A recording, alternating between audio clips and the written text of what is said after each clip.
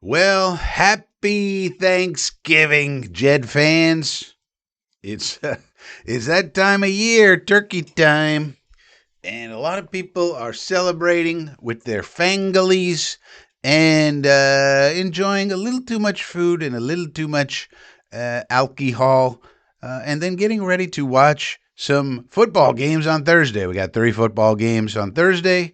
Then we got some college football on Friday. We got some NFL on Friday, Black Friday. Then we got more college games on Saturday as well as we do the Frankie from Flatbush show Thanksgiving edition. FSPN, your source for the latest in fake news. I'm Frankie from Flatbush, the crook from the brook. The feds hate me, the most shady. Frankie baby. Let's get to the news, shall we? First and foremost, let's see if we can put our docket on the screen. Let's see if this works. Dink. Hey, worked.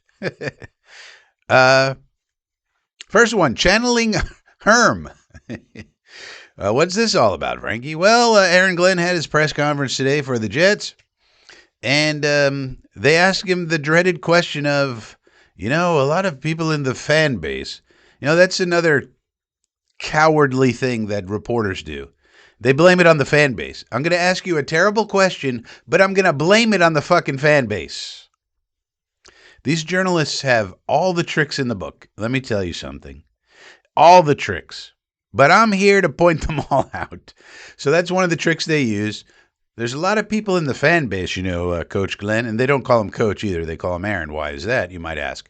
Because in college, they mostly call him Coach when they do these things. But not in the pros, not for the Jets.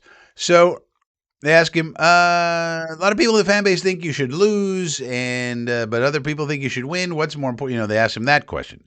And to his credit, I would say, he channeled Herm Edwards, the famous Herm Edwards quote. And boy, I love Herm Edwards.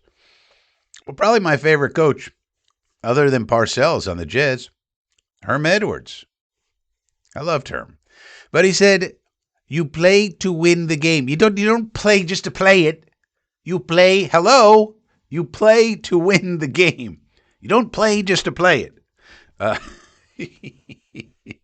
I love Herm Edwards. One of the all-time quotes in NFL history. And AG basically channeled that and said, that's what you do. And I do think, and he talked a lot about the foundation, and I do think that, once they realized that the Justin Fields experiment did not work, which, hey, they took a shot, it didn't work. It was the right thing to do, it didn't work out, no problem. Once they realized that, then they said, all right, we got to get the foundation right. And they started acquiring all these players that they want to have to use on the foundation. Brownlee, Mitchie, Phillips, Briggs, all these people they've acquired. And now I think it's pretty much about the quarterbacks. So, you can talk about foundation all you want. You can talk about a lot of things all you want, culture, and we got to have the right mindset and this and that. If you don't have the quarterback, it doesn't matter.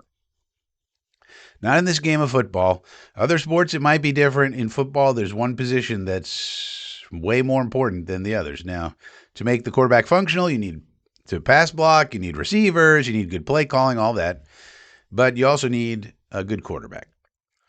So the foundation laying is fine, and we're going to get players to do that. But then hopefully we pick the right quarterback in this draft. And hopefully we have a good blueprint and a plan going forward. All right. So that's all that really came out of the presser. The second point is about injuries. And the second point is Harry hurting. So the only player we have on the injury, we got one person on the injury report, which is kind of crazy for this time of year, and that's Harrison Phillips, a very important player who's been playing very well, probably one of our best defenders over the last few games. And he has a foot injury. He didn't practice today, but Glenn said he should be good to go for Sunday, so he seems to be managing that.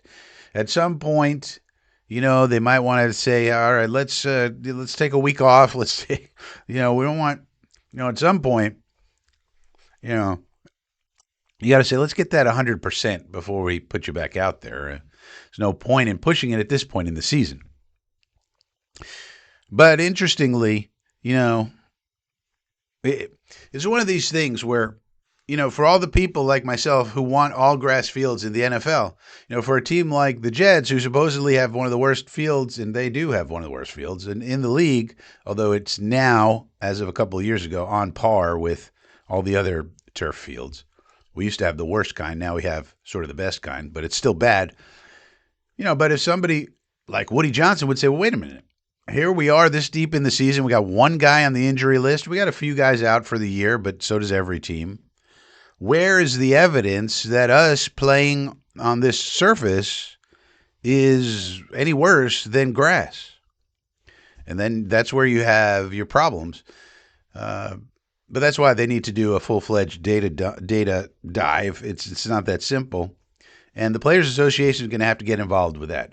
And the Players Association is going to have to get involved with something else, which is our third topic of the day, which is chimney nugs. We got some chimney nugs over here. So I listened to the Dick Chimney podcast, so you don't have to. And boy, is it a painful listen. Holy smokes, man. To listen to this guy's voice for 30 minutes, you got to be insane. You got to be crazy like Frankie. So I listened to it the other day, and I wrote down some of the salient points. Now, we do have to listen to some of these people. Now, you might say, well, Frankie, you hate the media. In fact, you have one of the points on the old Frankie ticker is down with big media. Yeah. So why are you listening to their content? Well, we kind of have to because there's basically 3 Jet reporters who actually break news, and that is Dick Chimney, Zach Rosenblather of The Athletic, and Country Club Connor, formerly of The Athletic, now of SNY, as in SN. Why does this channel exist again? Oh, yeah, they carry some live sports. But anyway, so those are the 3. And the reason that they are important is because of who their networks, who they work for.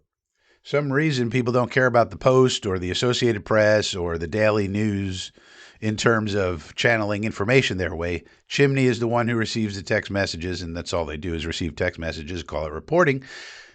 And Hughes and Rosenblather. So we have to pay attention to their content because it gives us clues about what the Jets are going to do. So I listened, and these are some of the things that he said. He claimed that the bum-ass beat reporters try to remain objective, which is laughably stupid. We all know they do not. But that's one of the tricks that they pull. And after reviewing the Jets-Giants records over the past decade, sarcastically said, New York football, baby, you gotta love it. That's how he talks. Which suggests, it's probably time for retirement, old Richie. Nobody ever talks to these guys about, hey, you ever think about retiring? You've been at it for 30 fucking years. How about giving someone else a chance? Number 1. And number 2, you're bad at your job. I mean, all you do is receive text messages. Anybody can do that. And you clearly don't love your job. And all this losing probably weighs you down. I mean, all we do is lose, and you got to cover a losing team. Because the other thing you got to keep in mind with these fuckers, they hate when the team loses, actually. And so then they, have to channel that hatred somewhere. Now, why do they hate when the team loses? Well, for this, you could turn to a guy like Gary Gnu Myers. Gary Gnu Myers has written at least 2 books involving ex-Giants and the Giants and, stuff like that. And so when a team wins and, goes into the golden age of the Giants and Lawrence Taylor and Harry Carson, all those people, Phil Simms, all those great teams. And so he's able to write that book because the Giants won, and they won the Super Bowl, and they were worth writing about. If Dick Chimney were to write a book about the Jets, no one would buy it because we lose, and we'd lose, and all we do is lose. And since 2011, it's been a shit show. 14, 15 years now of shit show. So people like Country Club Connor and Zach Rosenblather and Dick Chimney, they want to write these books because when they're written under the right circumstances, make you a lot of money. But he can't. He can't. The Jets are denying him the ability to write a book like Gary Gnu Myers is writing. You know, Gary Gnu Myers wrote a whole book about Brady versus Belichick. I mean, I could have written that book in one page. It would have just said Tom Brady, and then in parentheses, plus Alex Guerrero. That was his steroid dealer. But he wrote a whole book about it. Brady versus Bill. Who was responsible for the New England dynasty? Was it Brady or was it Belichick? By Gary Gnu Myers. I don't know how you fill 300 pages with that, but I mean, it's pretty obvious who it was. It's Tom Brady, and in parentheses, plus Alex Guerrero. That's it. One page. I could have written the whole book for you, Gary. But anyway, that's what they want, and because the Jets are denying them that ability, they then sort of channel that frustration and hatred out into negativity and bullshit. So keep that in mind. Now, he does think that the Jets are making quote-unquote marginal improvements on offense, defense, and special teams. So I guess that's good. He gave us at least that much. Now, he went into depth about the incident with Brian Costello, which is also still up here on the fake news ticker. And it was interesting because he gave us information about the NFL media policy, and that's important to know. And the NFL media policy says that the player must speak to the media if requested once a week and once post-game. And because of that policy, it's policy, you see. Therefore, Chimney is killing Fields for declining the media request. However, if a player wants to risk a fine by being in violation of the policy, that's his choice. Like, he can say no. And what happens is the media then have to report that to the NFL, and the NFL can take action, which rarely happens. But he just goes on and on. This is the policy. This is the policy. How about the human being policy, shithead, of being a good human being? You know, this is a guy who just lost his job. His career's in jeopardy. This was sort of last chance university for him, Justin Fields. You know, to be a starter, he's going to be in the league a long time, but he probably is a backup now. And so you got to go chase him down as he's going in for treatment. Brian Costello, Chimney is sticking up for Costello. That's what you're going to do? Because it's the policy? Fuck your policy. How about your policy stinks? How about the human being policy? And how about the NFLPA revise this policy in the next CBA, where the player has a chance to decline outside of certain players that are a must, like the starting quarterback, and he's not the starting quarterback. And so, you know, the Players Association has already started talking about this. Several of the players came out in the recent years, especially in light of the Grant Cohn creepy weirdo situation where he's accused by the players of the 49ers being a creepy weirdo, and yet he still gets to go into the locker room. No action was taken against him, not by SI, not by the NFL, not by anybody. He can just, I mean, it's crazy. And so the players, so there's no reason for these idiots to be in the locker room, because Chimney also revealed that it's sort of protocol that they wander around the locker room at some point and talk to players at their locker. So he was trying to make the point, well, it's common protocol for the beat writers to walk around and talk to 3, 4, 5 guys, chat with them, chat them up at the locker as they're doing what they're doing. Number one, it's completely inappropriate. You're walking around in their private space while they're changing and putting on their clothing and putting on their uniform, whatever stage they're in. They're coming in, going out, I don't know. But they're changing clothing, and you're there talking to them? Why? Why do you need to talk to them at that point in time? The NFL needs to understand that the new media age that we're in, players have social media, podcasts, they have their own YouTube channels. It's not like the old days where the only way to get information was to send in a dogged reporter to get that gosh darn information. That's not the way it is. We have access, as much access as we could possibly want to these players. Interviews in locker rooms need to be eliminated 100%. No media in the locker room. No chats at the locker. Completely unacceptable that this was ever allowed. And then the other thing is that no one ever holds the media accountable for their bullshit. So when the media does something wrong, like in this case, in my opinion, then the other media people pile on and blame the players, blame the fan base, blame anybody except the media people. It's circle the wagons moment. It's very disconcerting. So I stand with Justin Fields. I say fuck Kaz and fuck Chimney and fuck these bloated losers and get the fuck away from our players, you fucking losers. Is that clear enough? Hope so. Hope you get it. Oh, we're the media. There's a policy. Don't you know there's a policy, Frankie? We have a policy. The worst things in the world have ever been done have been according to policy. But the way to get over that whole thing, then the media has no leg to stand on whatsoever. Just get rid of it. Get them out of the locker room. There's no reason for them to be there. There's a lot of females in the media now, which didn't used to be also back in the day when this, became a thing and became normalized. There weren't really that many females in the media. Now there's females all over the place in the media, to a large extent. So why are they allowed in there? You wouldn't want male reporters in a female locker room, right? That would be totally verboten, right? Male reporters can't go into a female, like the WNBA locker room, right? I'm assuming. I don't know. I don't follow the NBA. I'm going to assume that they don't let the male reporters in the women's locker room while they're changing clothing and let's have a chit chat while Caitlin Clark is putting on her clothing. Get out of here. They're not going to do that. And so, I don't know, maybe they do. If they do, it's totally ridiculous. But if you think of it that way, it's like, of course, nobody should be allowed in there. It's just a private space. But because it's a policy, Chimney thinks he has a leg to stand on. He doesn't. You're still a creepy weirdo dick, and Kaz is still an unethical douchebag. From Frankie from Flatbush with love.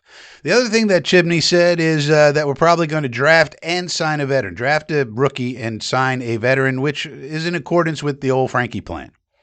Now, he thinks that Fields will be cut. I disagree. He also thinks Kirk Cousins is possible, and I agree with that.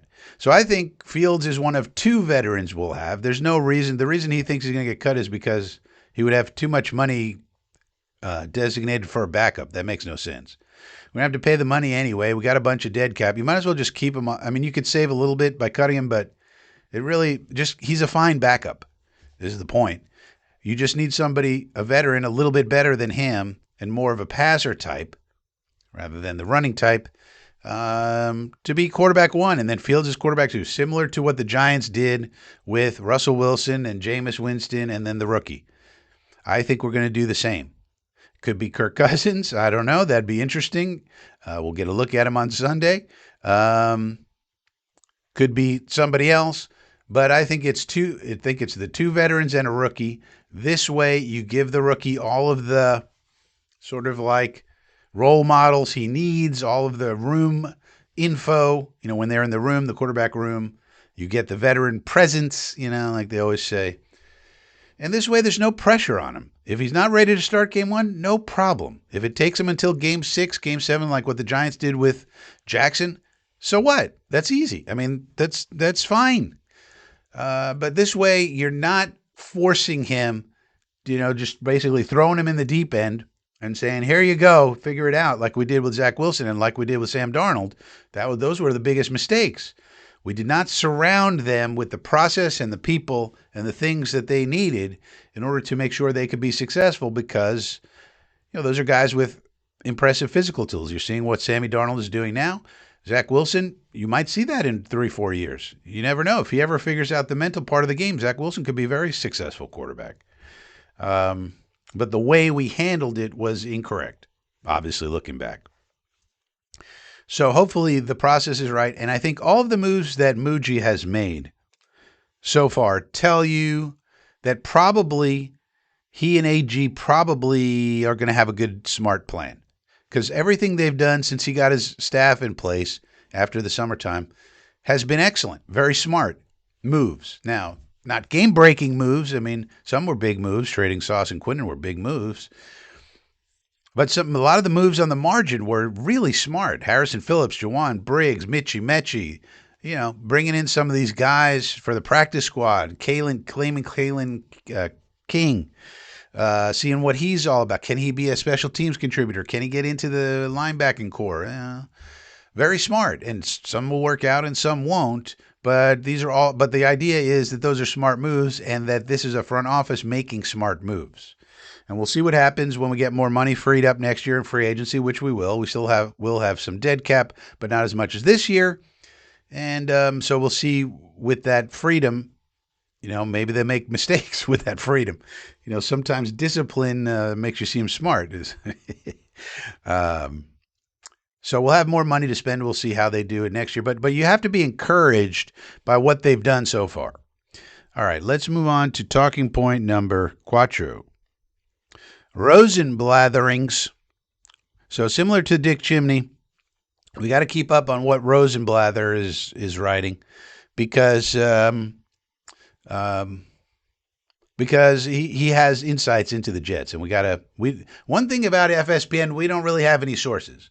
Some reason I'm on X. You guys should follow me on X at Flatbush Frankie. But people do not slide into my DMs and give me tidbits of information. So we don't have many sources. If anything, it's just like obscure information that I remember. And I'm like, Frankie exclusive. Like, for example, I remembered that Kahir Elam, the cornerback that we had in for a workout this week, is very close with him, and his family are very close with Bill Parcells. We didn't sign him. Somebody else signed him, um, but it's like that's how I get an exclusive, just by remembering weird shit. That's how we do it here at FSPN. But in these Rosenblatherings that he put out a column talking about certain things, he's writing very positively these days, whether on Twitter or in his columns, about a Breece extension. So that tells me he's probably getting information from the Jets that they're working on extending Breece. I could be wrong. This is tea leaf reading, but it seems like, and this is kind of confirmed with Chimney and also Country Club, they all kind of are saying the same thing, so they're probably hearing the same things, that Breece is looking like an extension candidate, or at least a franchise tag candidate. So it looks like Breece will be back, so I think that's good news. Then the other thing he said in the column, out of Simpson, Myers, and AVT, who are all not under contract for next year as of now, says one or two of those three could return. One or two. So that is actually good news. A guy like John Simpson, while he hasn't been great this year at all, you have to look for value, because we're going to need to spend our bucks elsewhere. And if Simpson's your worst lineman on your line, all right, you can probably live with that. If we signed AVT back and slide Tippmann back to center, or we take a center in the fourth round that's maybe the first or second or third best center in the draft, which is possible with centers, and he comes in, he blows the doors off in training and all, and then you have a really solid line, and Simpson's the weak link, you could probably live with a John Simpson as the weak link of the line. He's also a great guy, great for the locker room, wonderful person, just great personality, great fun personality, keeps it loose, and also is an enforcer out on the field. He takes it too far sometimes, but I don't care. I like having an enforcer. I'll take the 15-yard penalty. I don't care for the most part, unless it's a critical part of the game or something.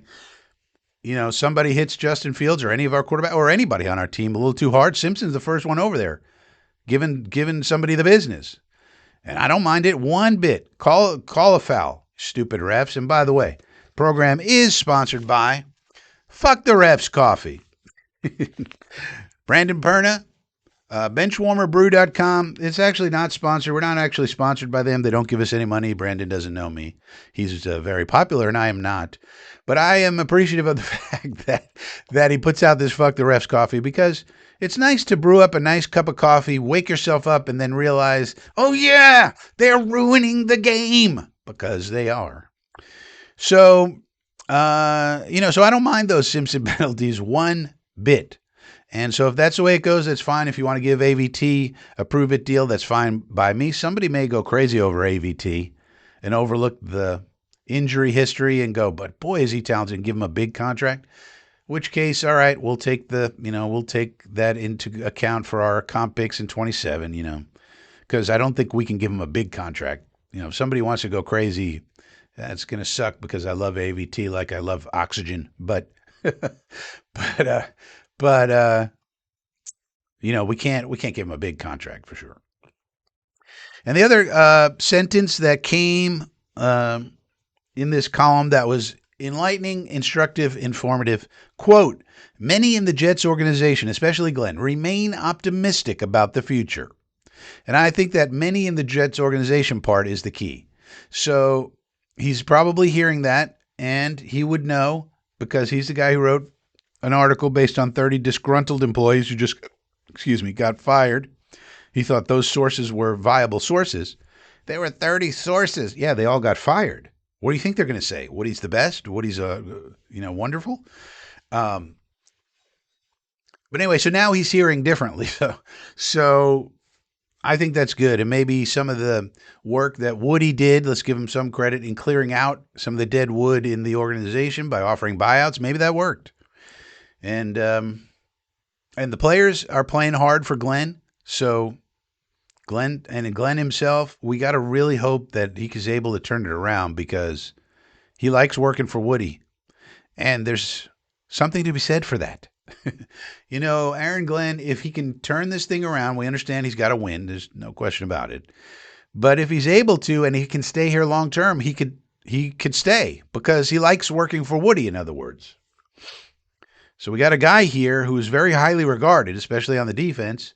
And, yeah, it's his first time, but we always have to take first timers because we're the Jets, because nobody wants to work for Woody. But he does.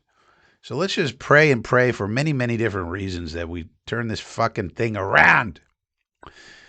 All right, so that's it as far as the Rosen blatherings. So let's see about late breaking news. Any late breaking news in the NFL? I will check my Twitter lists. It doesn't seem like there's any. Now, the big news is that Frank Ragnow is coming back for the Detroit Lions, which is a cool thing. He had all sorts of injury problems, retired, and then he came back. He just came back. So the Rams designated Tutu Atwell to return. The Eagles placed Andrew Mataba, on the injured list. Promoted Britton Covey. C.J. Stroud, full participant for the Texans. So the Stroud boys, looks like they'll be getting that back together. That's good. Of course, Joe Burrow's coming back tomorrow. Baker Mayfield, he looks like he's going to be out, but it's not yet confirmed. Ragnow coming back. So it looks like no real Jet news as of this hour. We had a quiet injury report. Yeah, that's the latest news for Ragnow. The 49ers are signing linebacker Eric Kendricks.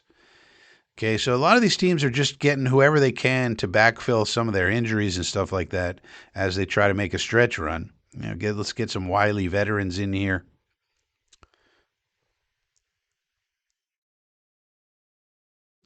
So now Rich Cimini is posting a story about Justin Fields. So they finally got Fields, I guess, to comment. Let's just quickly go over it.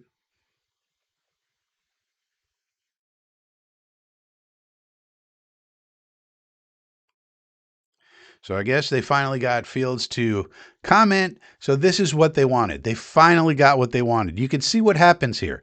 They write the story, and if you don't give them the quotes, that's why they get pissed. So now he has quotes, and Fields is saying, you can call it what you want, but AG thought it was justified, and he makes the decisions around here.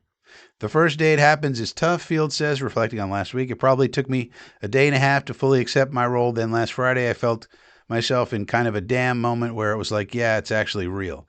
You kind of have to look at life from a positive perspective. I'm blessed to be in this position, and I know I'm going to get another shot. That's all that matters at the end of the day. So when I do, I just have to be prepared for that moment, be the best player I've ever been on the field. He was asked if he still sees himself as a starter. Of course, yes, sir. I mean, I just know who I am as a person, as a football player, as a hard worker. I think I know I have the mindset and the skill to attain that. I just feel like I need to do it on a more consistent basis, but that's just what it is. It's the ups and downs of life, and I'm in a quote-unquote valley right now, but it's not going to do anything but make me strong. Okay, so it's all the kind of things you would expect Fields to say. Asked if he'd be amenable to returning as a backup, Fields evaded the question, saying he's only worried about the present. Later, he added, I'm not going to have that mindset in terms of, oh, they benched me, I'm not going to play here. I think that's a bad mindset to have. So there you go. So he can come back. But this is exactly what they wanted. This is why they were so upset about the incident before, because Samini and Kaz and all these fuckers had this article written. You can see it. It's done. He gave him 3-4 quotes, and now he's got an article up. And now he can write the headline, Jets Fields surprised by benching, still sees self as QB1. So that's what they wanted. They wanted the headline, Fields surprised by benching. It's so obvious. These guys are such fucking douchebags, man. This is what they were chasing him down for. His first quote was, I did not anticipate it whatsoever. So the question probably was, did you anticipate getting benched? What kind of starting player would anticipate getting benched? Athletes don't think like that. But of course, he leaves out the question out of the story. He just said he was blindsided, saying Wednesday, I did not anticipate it whatsoever. But then sent mixed signals on whether he wants to remain with the Jets, even though he's under contract for 2026. This is the article they wanted right here, 22 minutes ago, just as we were talking about it.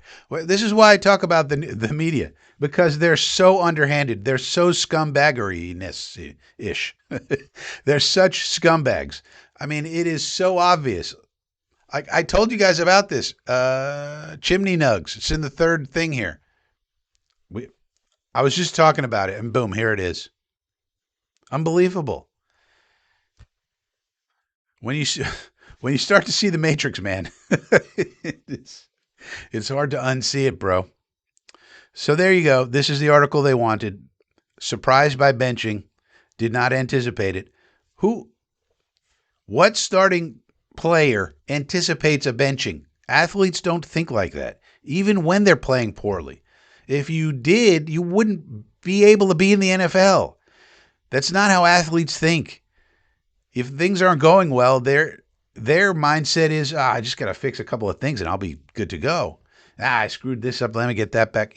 That's how you think. I made that mistake. Shoot, I should have done. They never think I should be on the bench. If you're thinking that way, you shouldn't be in the league. But of course, Dick Chimney leaves that out. So I just want you guys to know when you read this, it feels like I'm swimming upstream with this stuff. But you guys saw it live here on the show. There it is right there, Chimney Nugs. We talked about it extensively, and then boom, 22 minutes ago, Dick Chimney posts exactly what I told you. He had the story already written that the reason he was fucking upset was because Fields didn't give him and his colleagues the quotes they needed to write this story.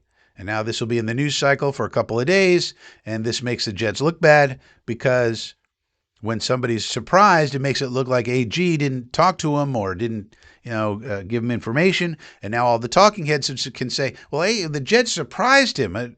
As reported by ESPN, Fields was surprised. So that means the Jets didn't talk to him. How can you not talk to your players? See how it works?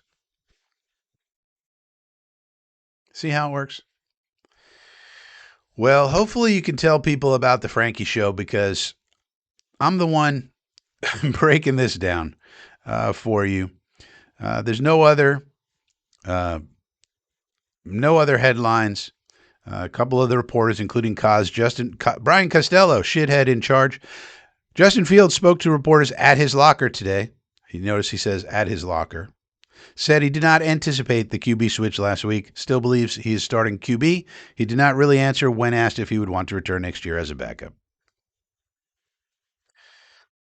So there you go. There you go. I hope you guys will tell people about this channel and about this show.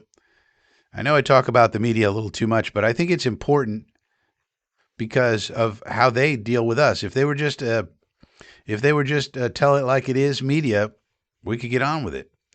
No other late breaking news in the NFL. That's going to be a headline for a couple of days. Beware of it. We broke it here. Well, we didn't break it, but we covered it here as it happened. 22 minutes a little late, but that's why we have the late breaking news segment on the Frankie show. And with that being said, so tell everybody about the channel. Let's get this fucker up to 1,000 at least subscribers, man. We're doing good work over here. If you agree, tell people to subscribe at the point of death. Subscribe or die. See you next time. Non-pertinent. How do you log that non-pertinent? No drug talk? They use codes to hide their patron phone numbers. And when someone does use a phone, they don't use names. And if someone does use a name, he's reminded not to. All of that is valuable evidence. Of what? Conspiracy. Conspiracy? We're building something here, Detective. We're building it from scratch. All the pieces matter.